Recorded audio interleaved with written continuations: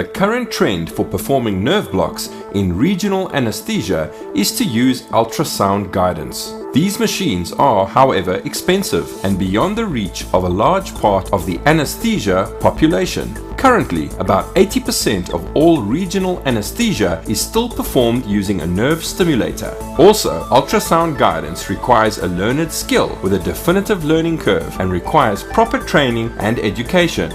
Well, there's a worldwide movement to using ultrasound-guided ultrasound blocks more and more, because it has certain advantages of locating the nerves exactly where they are. It helps you to identify aberrant nerve placements where the nerves are where they are not usually expected to be. And also you can actually visualize the needle approaching the nerve, so it should theoretically eliminate nerve injuries. So worldwide the use is to using ultrasound, but these machines are very expensive, and which puts them out of reach of a large section of the anesthesia population, because they just simply can't afford the machines. Unfortunately, because all the attention has been focused on the ultrasound machines, the technology of nerve stimulators has lagged behind.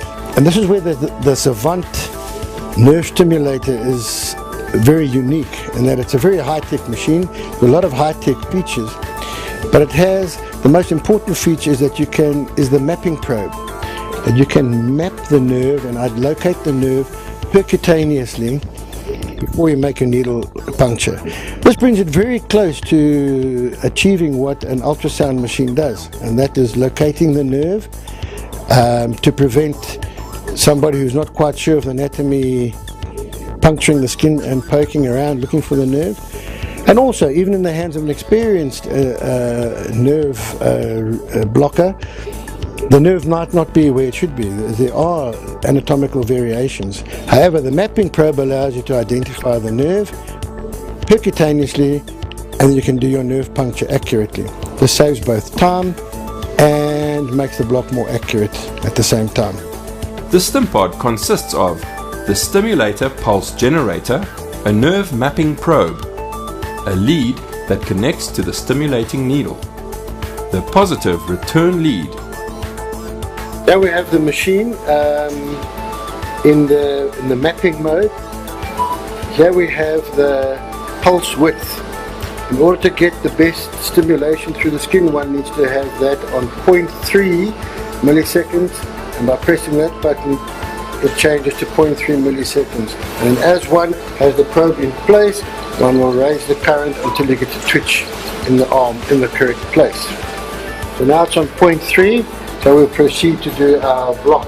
At the start of the procedure, landmarks are marked on the skin to give an approximate idea of where the nerve is to be expected. Here we have the patient's neck area that has been draped and prepared for doing the interscaling block. Here we have the posterior border of the sternomastoid muscle. This line marks the level of the cricoid cartilage, which gives us an idea where C5, C6 level in the neck is. Here's the external jugular vein, and here is the interscaling groove, which we have palpated digitally. There's our finger in the interscaling groove. That is where we expect to get our brachial plexus. When using the STIMPOD, one can locate the nerve through the skin by placing the mapping probe where one would expect the nerve to be. And when one stimulates the nerve through the skin, one can look through the skin percutaneously to find the ideal twitch. In this case we're looking for the forearm flexors, as we see there. Now I know exactly where my nerve is under the skin. When one gets the twitch, one must also try and look to find the area of maximum twitch, because the probe's point is round and it can be stimulating the nerve a bit from the side.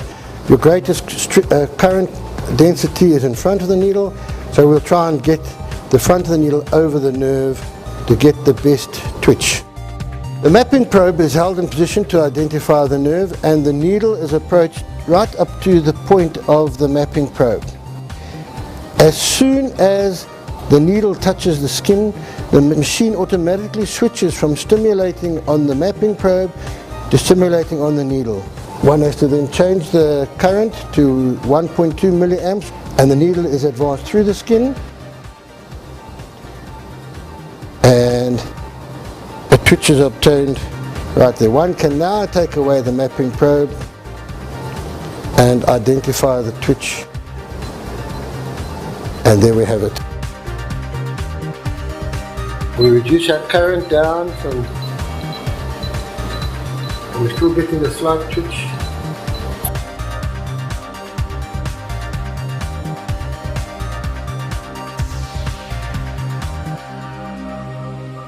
When the block is performed this way, between 5 and 10 milliliters of local anesthetic is usually sufficient, because it's very, very accurately placed.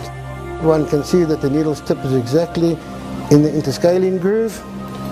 Remove the needle, and that will be a successful block. What are the advantages of using the STIMPOD nerve locating technique compared to other nerve stimulators? The thing is that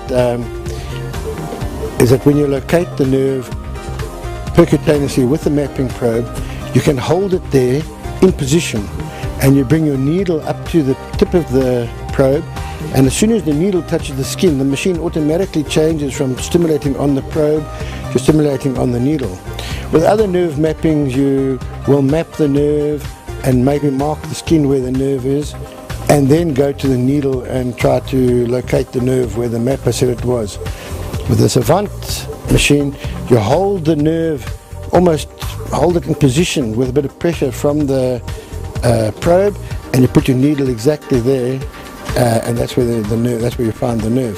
So the big feature is that it changes automatically from the one to the other on contact with the skin.